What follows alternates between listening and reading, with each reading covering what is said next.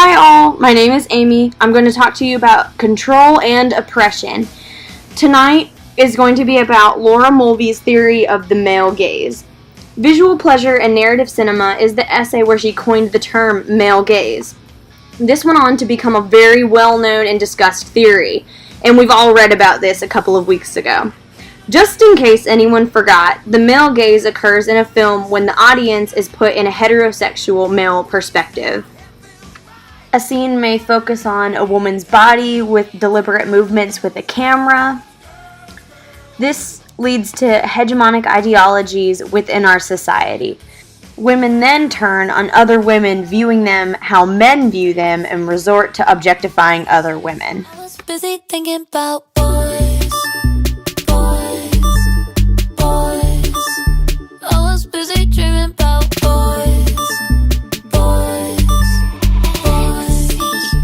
Head is spinning thinking about boys.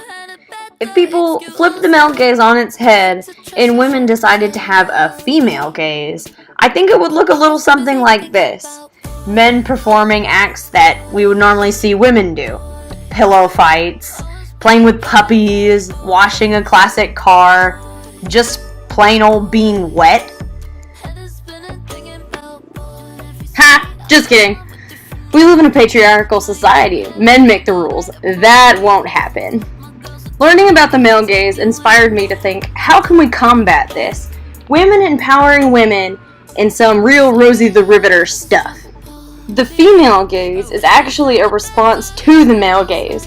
In contemporary usage, the female gaze has been used to refer to the perspective of a female filmmaker or producer, and what she brings to a film that would be different from a male view of the subject. Amy Schumer's very recently released movie, I Feel Pretty, is an example of this. It was produced by a woman, and leading actress is a woman, dealing with common things that most women feel after being the subject to the male gaze for so long. The star Renee makes a wish that she is beautiful and wakes up the next day as the most beautiful woman she's ever seen, although no physical change has occurred. And she approaches the world with this new confidence. Hit your head pretty hard. Wait, that's me. That's me. Oh my god, you see this? Yes? I'm beautiful. The reviews about the delivery have been mixed, although the pro-woman message is strong. Joke. I also like the message in this movie about being comfortable with yourself, and how you view yourself actually will affect your world more than how other people view you. It seems a lot of people are really concerned with what other people say to or about other people, disregarding the fact that if that goes away, their worlds won't be any different. They'll still be just as miserable or just as happy as they are. People being happy with themselves, that's where happiness comes from. Funny enough, early on when this trailer came out, a lot of people were saying this movie's problematic or some shit. I just don't see it at all. I don't see how a movie that says, hey, empowerment coming from within is what matters. I don't see how that message is somehow toxic. Then again, I don't get Twitter most of the time anyway. But I also feel like where this movie misses the mark is it doesn't fully address issues that women have, and not only just women, like that men have with what is deemed as beautiful in our society today. And so I just felt as though it was very surface level. It's almost just like, and I'm going to say weight because it's the only thing that I can think that why she wouldn't feel pretty.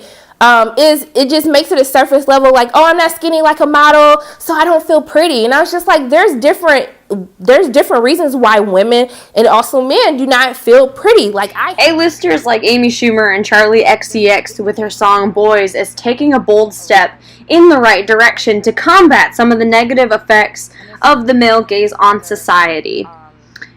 I think Jill Soloway comes the closest to offering a definition of what it means to make or watch a film with the female gaze in her keynote address at the Toronto International Film Festival in 2016. She suggested that a female gaze reclaims the body to evoke feeling and uses the camera to show how it feels to be the object of the gaze.